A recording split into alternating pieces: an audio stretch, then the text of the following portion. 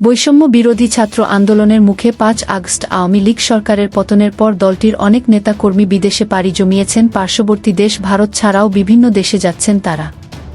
এই সব নেতারা একটি ট্রাভেল কোম্পানির সহযোগিতায় পালিয়েছেন বলে জানা গেছে।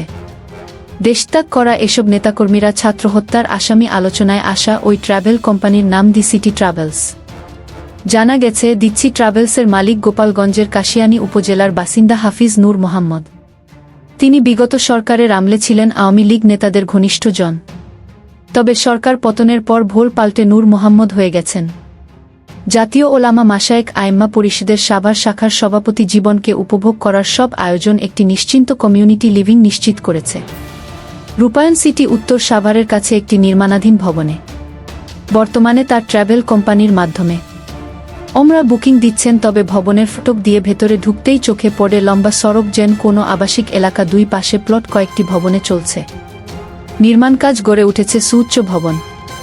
আওয়ামী লীগ নেতাদের আশ্রয় প্রশ্রয় গড়ে তুলেছেন জমজম নূর সিটি নামে এই আবাসিক এলাকা। ঢাকার নিকটবর্তী সাভারের বনগাঁও ইউনিয়নের কন্ডাকুটিপাড়া এলাকায় গত ৫-৬ বছর আগে গড়ে ওঠে বিতর্কিত জমজম সিটি। ধলেশ্বরী নদীর শাখা বা মণিখালীর জলাধার ও পানি চলাচলের জলাভূমির উপর বালু ভরাট করে গড়ে তোলা হয় এ প্রকল্প।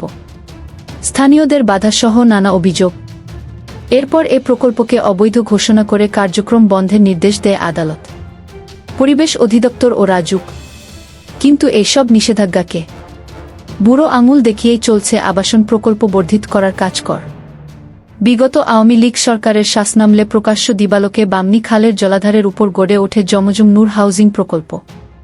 স্থানীয় বাসিন্দাদের অভিযোগ, গোপালগঞ্জের বাসিন্দা হাফিজ নূর মোহাম্মদ সাবেক প্রধানমন্ত্রী শেখ হাসিনার সহকারী একান্ত সচিব ২ গাজী হাফিজুর রহমান লিকু ঘনিষ্ঠজন প্রকল্পের কার্যালয়ের পরে ভবনটি ও সাবেক প্রধানমন্ত্রীর কার্যালয়ে ২ কর্মকর্তার মালিকানাধীন।